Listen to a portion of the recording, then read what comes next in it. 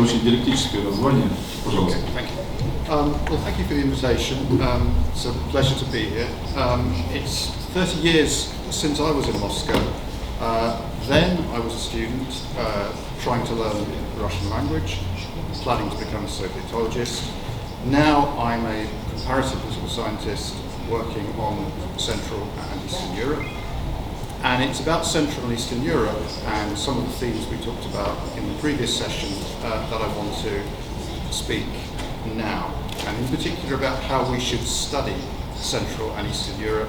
And in brief, I don't think either of the pessimistic or the optimistic agendas that we've had are really quite what we need. Now, as you know, Central and Eastern Europe was seen as the great success story of post-communist democratization.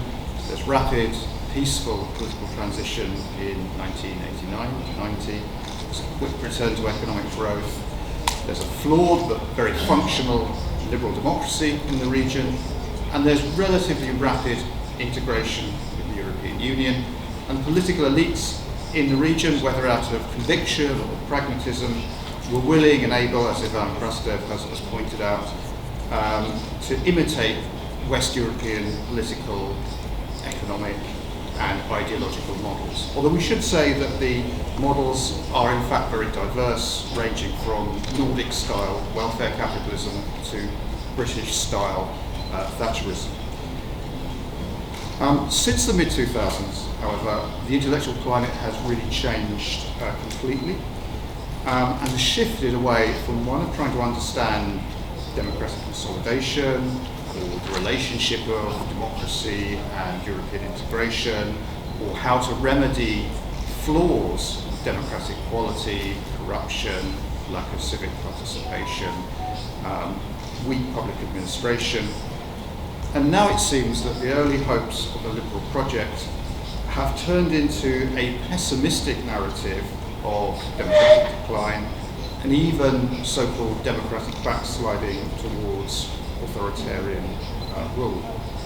There's been rejection by many voters and many elites in Central and Eastern Europe of Western Europe as a model for emulation and of the European Union status quo. We hear that this model is now considered socially and economically too liberal for these societies, that constitutional liberalism holds up and obstructs the democratic will of the people, that it blocks the emergence of a capable reforming state, and as Daniel Kriesman pointed out, economic catch-up in Western Europe, especially if you're poorer, older, less educated, now seems out of reach. If you look at a map of regional development, it's only the capital cities, Warsaw, Prague, Budapest, which have caught up with the West European average. And populist critics in Central and Eastern Europe are now decrying the fact that there is a peripheral Europe, Central and Eastern Europe, but also Mediterranean democracies, also the Balkans, which seems locked in to a form of underdevelopment. Some populists draw an analogy with the social and economically marginalized regions within West European states which fuel populist voting, the so-called left-behind communities, as they're called in Great Britain, or what's been called peripheral France.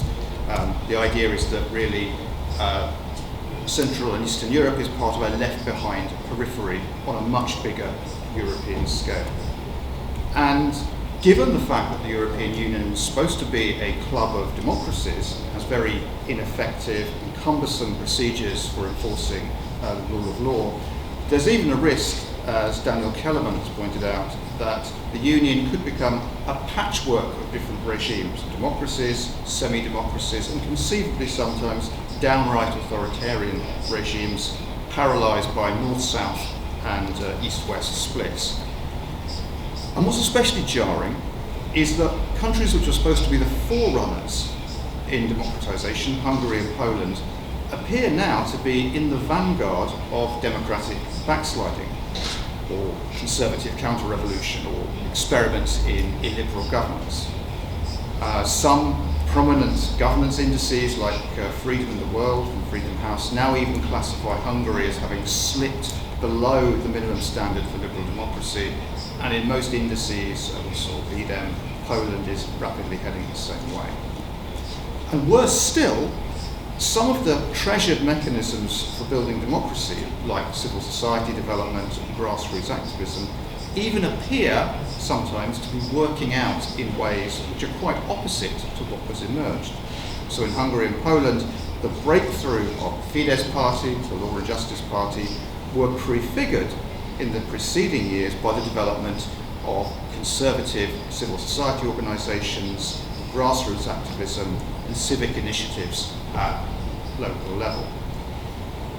And the main vehicles for this illiberalism haven't been the red-brown alliances that we all feared in the 1990s of ex-communists and fringe radical nationalists, but parties and politicians with impeccable roots in the anti-communist opposition, which have been accepted by West European centre-right parties as conservative Christian Democrat allies.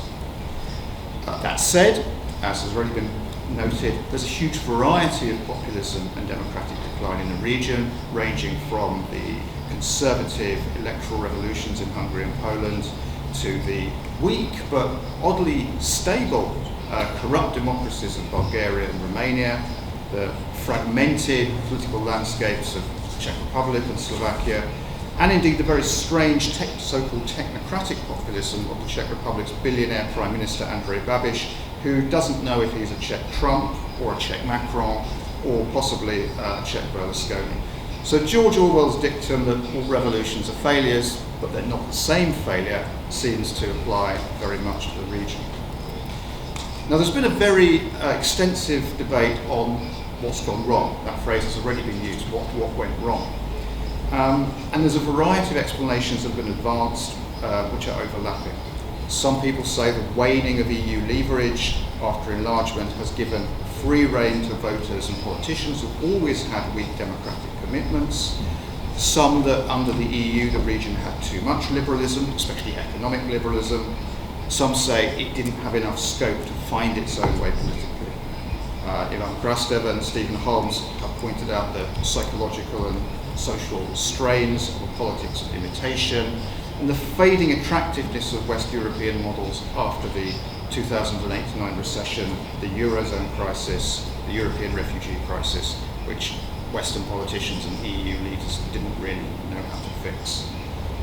My former boss, Jan Kubik, has suggested that the region is suffering from what he calls delayed transition fatigue, that the cultural and psychological trauma of the initial economic and social reforms has made itself felt through cultural and social change belatedly 20 or 30 years on. We've already heard about the insufficiency of economic growth. There appears too to be an entrenched value divide between East and West, the West being more liberal or having larger numbers of liberals. There are plenty of illiberals in the West, but also plenty of liberals. Central Eastern Europe seems, on the whole, much less liberal.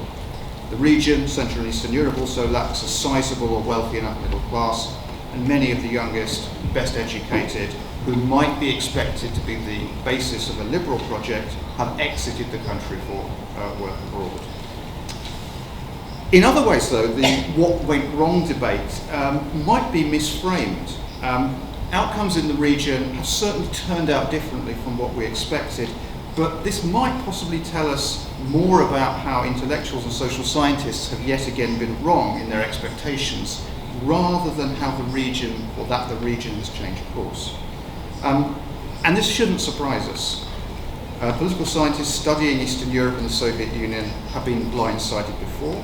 They were blindsided by the speed and scope of the collapse of communism in Eastern Europe in 1989 and the subsequent breakup of the USSR. And after 1989, we've heard Francis Fukuyama mentioned, one of the dominant expectations is that democracy in Central and Eastern Europe will be fragile and will look something like in Latin America. There is a swathe of so-called breakdown prophecies which dominate the literature up to about the mid-90s, when it's clear that this breakdown isn't going to happen. It's tempting in some ways, therefore, to say that actually nothing has gone wrong, that Central and East European countries' political problems could even show how successfully westernized they've become. That they're normal countries, not just in the sense that they have levels of economic growth and human welfare, which are roughly what we'd expect, but that politically too, they are normal, and in some ways even more normal than Western Europe. I'll explain what I mean by that. Western Europe has served as a model for Central and Eastern Europe and has shaped many models in political science. But looking at Central and Eastern Europe, what we can say is that Western Europe is a very strange region. It's based on a very distinctive pathway of state and civil society building, post-1945 welfare capitalism, which is very unlikely to be repeated anywhere. And if West European mainstream parties can still just about bring together coalitions of voters, that's because they are clinging on to a declining core of loyal voters and members who are gradually eroding. So in a lot of ways, where West European societies are heading towards fragmented, post-democratic societies of angry political consumers, elite-based parties dependent on big money and big media, what Colin Crouch calls post-democracy, in moving in this direction, they're curiously moving towards very much what we see in Central and Eastern Europe. So while East European politicians have naturally sought the legitimacy conferred by West European party labels, oddly it may be Western Europe which is converging towards Central and Eastern Europe without us realising. Fluid electorates, fragmented electorates, ideologically rootless parties, pragmatic managerial politicians. In some ways, we might therefore want to turn the telescope around and think about what Central and Eastern Europe tells us about not only the Soviet space, but also about West European politics and how it's eroding. In many ways, the whole continent that we're on is post-communist and post-Soviet in some sense. So how should we think about the region? How should we be pess-optimists? The Oxford-based political scientist David Runciman has pointed out in his two most recent books that debates about liberal democracy historically, going back about 100 years, since really the beginnings of what we can call political science, have always veered between overblown optimism and triumphalism on one hand, and dark pessimism about the death of liberalism on the other. And he also speculates that while political authoritarianism is still with us in Europe, where they do exist, threats to democracy and liberal freedoms may come as much from technological change and climate change, or concentrations of multinational corporate power than populist parties and populist strongmen. The experience of the last 30 years in Eastern Europe has shown us how often and how easily political scientists can be blindsided by events, but also how stark narratives of progress and regression, democracy and dictatorship, liberalism and illiberalism, disappointment or hopes fulfilled, how these don't capture the diversity or the reality, particularly of Central and Eastern Europe, and probably not of other places either. Seymour Martin Lipset, whose classic ideas about modernisation, development and democratisation have already been mentioned, already in 2001 borrowed a term from the Palestinian novelist, who's also a communist oddly, Emil Habibi, the term pess-optimist, and said that we need to study democratisation and its alternatives in Eastern Europe with a resolute pess-optimism. And he meant that we need to be sceptical about historical change cutting strongly in any particular direction. We shouldn't rule anything out, but we should be sceptical. We should have a sense that positive and negative change may come together and may sometimes be intimately entwined. So what might that mean today, and how might we recalibrate our thinking? And I think there are four directions that we could go in. The first direction is that we need to think much more in terms of trajectories and directions rather than outcomes. rather than celebrating or commiserating consolidation or deconsolidation. Certainly studying Central and Eastern Europe, maybe in other places that doesn't apply so much.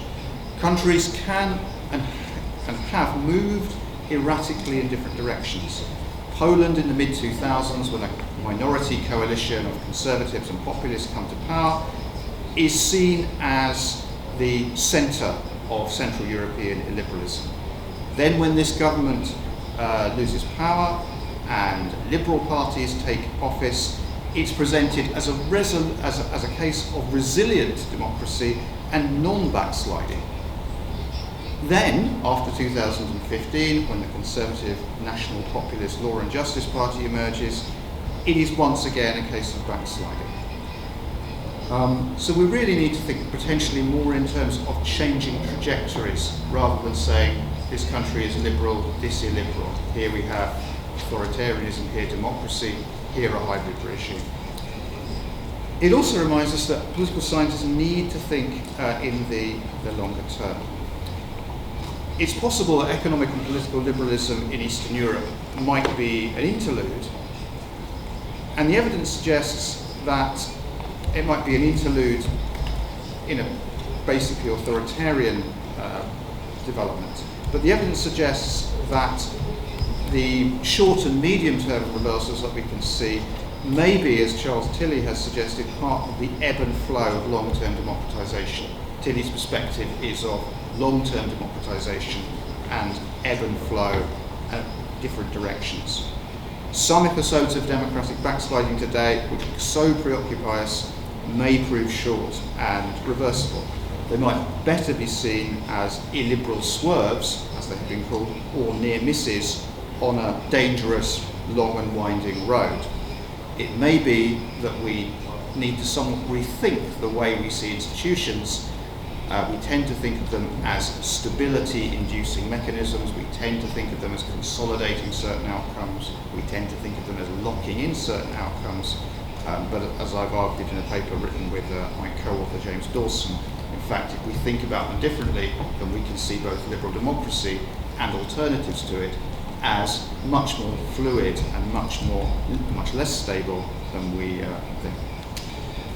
Tilley is also known for seeing democratisation as a complex and long-term contest between rapacious elites and social groups and organised society, not necessarily particularly liberal society, over state power and state resources. And this is a perspective very well attuned to studying politics in the post-communist world, as I probably don't need to tell you here. And it reminds us that even in the most liberal, decentralised political systems, democracy is about exercising and balancing power, which suggests that we need a robust and unromantic view of what Philipp Schmitter rather astutely termed really existing democracies. We may need to think in terms of trade-offs and tensions within democracy and embrace them, and we may need to think in terms of adapting and accommodating some of the illiberal realities which we may not like, but can perhaps learn to live with. Social conservatism, populist politics, even perhaps oligarchical political parties. We are happy to buy things from Amazon, Google, so in principle, why not an Amazon politics? In truth, despite the progress of the last 30 years, as has been noted, the social and economic gaps, and perhaps the social and cultural gaps between Western and Central and Eastern Europe refuse to close and don't seem likely to close. So politically, notions of catch-up, of convergence, of gradual Europeanisation, while they might be useful for framing some policies, look dated as political projects. And that leaves a difficult task for Eastern Europe of becoming a better, freer, more self-confident periphery. And I think conservative nationalists and illiberal populists in the region, in their own way, have understood this and embraced the search for some kind of political alternative, which will do this with alacrity, and that liberals might also need to do the same.